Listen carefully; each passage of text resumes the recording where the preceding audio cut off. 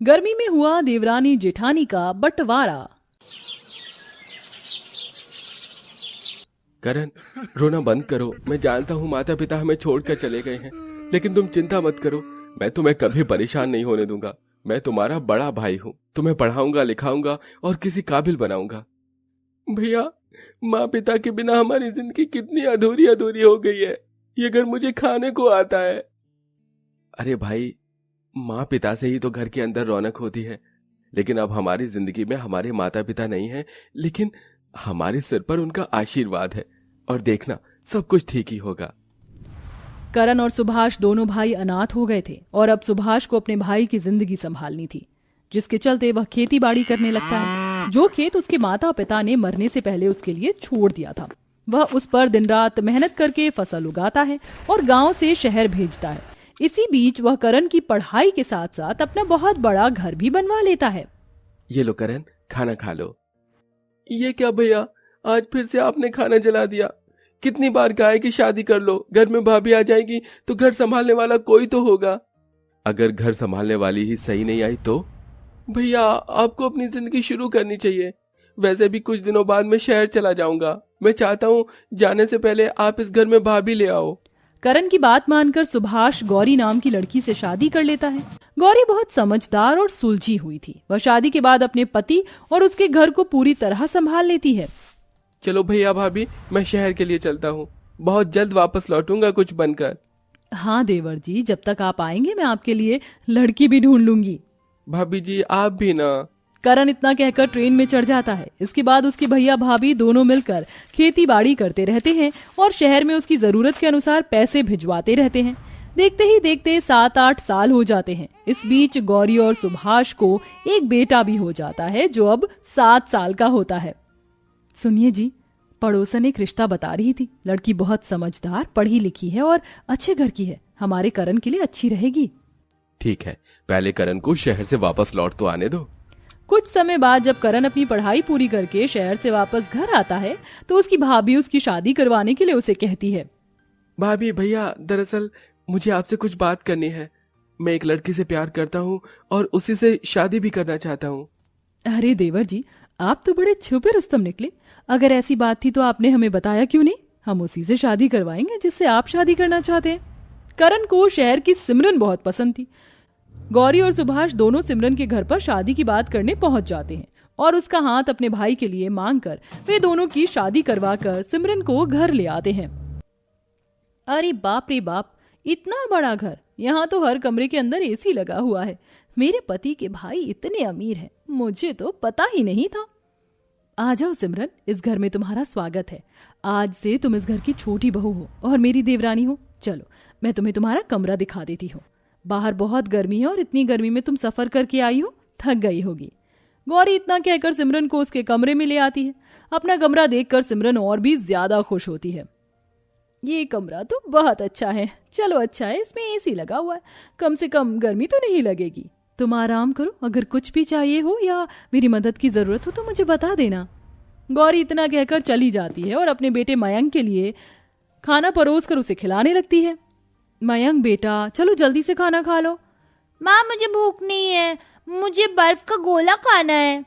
नहीं बेटा, बिना खाना खाए तुम्हें बर्फ का गोला नहीं मिलेगा। खाना खाऊंगा तो बर्फ का गोला दिला दोगी? हाँ बेटा, बिल्कुल दिला दूंगी। इस तरह गौरी अपने बेटे की सारी ख्वाहिश पूरी करती है। देखते ही देखते कुछ दिन बीतने लगते हैं। वहीं किसी दुर्घटना के चलते इस बार सुभाष के सारे खेतों में आग लग जाती है और सारी फसल खराब हो जाती है। हे भगवान, ये क्या हो गया? मेरी इतनी मेहनत सब पानी में मिल गई। सारी की सारी फसल जल गई है। अब हम लोग क्या करें? क्या खाएंगे सारा साल? अजी, आप अपने आप को संभालिए, सब कुछ ठीक हो जाएगा। भैया, मैं नौकरी करूंगा, आपको परेशान होने की जरूरत नहीं है। इस तरह करण नौकरी करने लगता है, जिसके चलते वह घर भी संभालता है। कुछ पैसे अपने भैया भाभी को भी देता है और अपनी जरूरत के हिसाब से पैसे बचा लेता है। लेकिन ये सब देखकर सिमरन को अंदर ही अंदर जलन होने लगती है। आज तो मेरे पति की सैलरी से हिस्सा ले रहे हैं, कल को इस प्रॉपर्टी को भी अपने नाम कर लेंगे। नहीं, मैं ऐसा नहीं होने दे सकती। ये सब मेरा है, आने वाले टाइम पर ये सब मेरे बच्चों को ही मिलना चाहिए। मुझे कुछ ना कुछ तो करना ही होगा। इस तरह सिमरन सबसे पहले अपने पति को प्रॉपर्टी के लालच में फंसा लेती है। देखो जी, आपकी नौकरी प्राइवेट है, कब छूट जाए कुछ पता नहीं, और कब तक अगली नौकरी मिलेगी ये भी नहीं पता। देखो, मुझे तो गौरी दीदी बहुत तेज लगती हैं। मैंने उन्हें सुना था प्रॉपर्टी के बारे में बात करते हुए। कहीं ऐसा ना हो वो सारी प्रॉपर्टी हम लोगों से छीन ले। नहीं, ऐसा नहीं हो सकता। मैं ऐसा नहीं होने दूंगा। इस प्रॉपर्टी में मेरा भी तो हिस्सा है। इसीलिए तो मैं आपको समझा रही हूँ, समय रहते अपने हिस्से पर कब्जा कर लीजिए, कहीं आगे जाकर हम हिस्से में बंटवारा भी ना ले पाए। इस तरह करण अपनी पत्नी की बातों में आकर अपने भैया भाभी से बंटवारे की बात करता है। मुझे आप लोग मेरा हिस्सा दे दो, मुझे और कुछ नहीं चाहिए। ये रहे प्रॉपर्टी के पेपर्स, इन पर साइन कर दो भैया। माँ, चाचू क्या बात कर रहे हैं? क्या ये हमसे अलग होना चाहते हैं? चाचू, ऐसा मत कीजिए, हम सब एक साथ ही रहेंगे। करण मयंक की बातों को भी नजरअंदाज कर देता है। इसी के चलते अपने भाई की जीत के आगे सुभाष कुछ नहीं कर पाता और वह चुपचाप सभी पेपर्स पर साइन कर देता है। बंटवारे के हिसाब से घर का सारा हिस्सा सिमरन अपने पति के नाम करवा लेती है और वहीं घर का एक स्टोर रूम सुभाष और गौरी को मिलता है। माँ, यहाँ कितनी गर्मी है, बहुत गर्मी लग रही है। हम अपने एसी वाले रूम में क्यों नहीं है माँ? बेटा, तुम्हें गर्मी लग रही है? रुको, मैं तुम्हें हवा करती हूँ। गौरी हाथ वाले पंखे से मयंक को हवा करने लगती है। इस स्टोर रूम में कितनी गंदगी है, इसे हमें साफ करना होगा। और यहाँ एक खंबे की भी जरूरत है, लेकिन पंखा खरीदने के लिए भी मेरे पास पैसे नहीं है। साफ सफाई तो मैं कर दूंगी, लेकिन पैसे कहाँ से आएंगे पंखे के लिए? मैं सोच रहा था कि थोड़ा सा कर्जा उठाकर खेती बाड़ी दोबारा से करूं। ठीक है जी, इस बार मैं भी आपकी मदद करवाऊंगी। दोनों पति पत्नी इस तरह खेती बाड़ी करते हैं। कड़ी धूप में उन्हें बहुत गर्मी लगती है, तो वहीं दूसरी तरफ स्टोर रूम की टूटी हुई खिड़कियों से और टूटी हुई छत से धूप की किरणें घर के अंदर आती हैं, जिससे घर में बहुत ज्यादा गर्मी होती है। अब इसका क्या करें? ये जो धूप घर के अंदर आती है, इससे हमारा घर पूरा गर्म हो जाता है। खेती के चारों तरफ हरी हरी घास हो रही है, उन्हें काट कर इन जगहों पर लगा देते हैं। ठंडी घास से घर गर्म होने की जगह ठंडा हो जाएगा। इस तरह दोनों पति पत्नी गर्मी में घास काट कर लाते हैं और उसे खिड़की से लेकर छत पर लगा देते हैं। इसके बाद उनके घर में धूप आनी बंद हो जाती है और उनका कमरा भी ठंडा रहता है। वहीं दूसरी तरफ देवरानी बंटवारे के बाद एसी की ठंडी हवा में आराम से रह रही होती है। अब तो इस पूरे घर पर मेरा ही कब्जा है। किसी भी कमरे में जाकर कोई भी एसी ऑन कर सकती हूँ और कहीं से भी ठंडी हवा खा सकती हूँ। गर्मी का तो नामो निशान तक नहीं है। सिमरन बड़े ही घमंड में ये सब कह रही थी कि तभी बिजली कट जाती है और घर में एसी से लेकर पंखे सब बंद हो जाते हैं। अरे ये क्या, बिजली कैसे कट हो गई? शाम को जब करण वापस लौटता है तो वो बहुत उदास होता है। सिमरन, दो बुरी खबरें हैं। पहली कि मेरी नौकरी छूट गई और दूसरी कि पूरे 50,000 का बिजली का बिल आया है।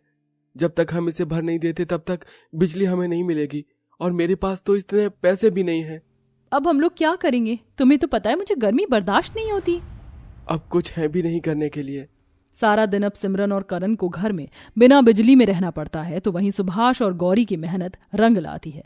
वह अच्छी खासी खेती करके उसका अच्छा मुनाफा प्राप्त करते हैं। धीरे धीरे वह अपने स्टोर रूम के कमरे को बहुत अच्छा बनवा देते हैं और साथ में अपने घर की परेशानियों को ठीक कर लेते हैं। उनकी ये तरक्की देखकर सिमरन और करण को अपने किए पर शर्मिंदगी महसूस होती है। क्यों ना हम जेठानी जी और जेठ जी से मदद लें? अरे किस मुंह से जाओगी मदद मांगने? याद है ना, हम लोगों ने उनके साथ कितना बुरा किया। सारा घर अपने हिस्से में कर लिया और उन्हें गर्मी में मरने के लिए छोड़ दिया। इस तरह सिमरन और करण दोनों परेशान बैठे थे, तभी गौरी उनके पास आती है। ये लो देवरानी जी, पूरे 50,000 रुपए हैं। बिजली दफ्तर में ये पैसे भर देना, इसके चलते बिजली वापस आ जाएगी। जेठानी जी, आपको कैसे पता कि हमें 50,000 रुपए की जरूरत है? माफ करना, मैंने तुम्हारी बातें सुन ली थी, मुझसे देखा नहीं गया तुम्हें इस हालत में। ये सुनते ही सिमरन की आंखों में आंसू आ जाते हैं और वह गलती का पछतावा करते हुए गौरी को गले से लगाकर माफी मांगती है। अरे रोने की जरूरत नहीं है, सब कुछ ठीक हो जाएगा। इस तरह देवरानी को अपनी गलती का एहसास होने के बाद वह सब कुछ पहले की तरह करने के लिए सारी प्रॉपर्टी वापस से सुभाष के नाम करवा देती है और वह सभी उस बड़े से घर में एक साथ पहले की तरह खुशी खुशी रहने लगते हैं।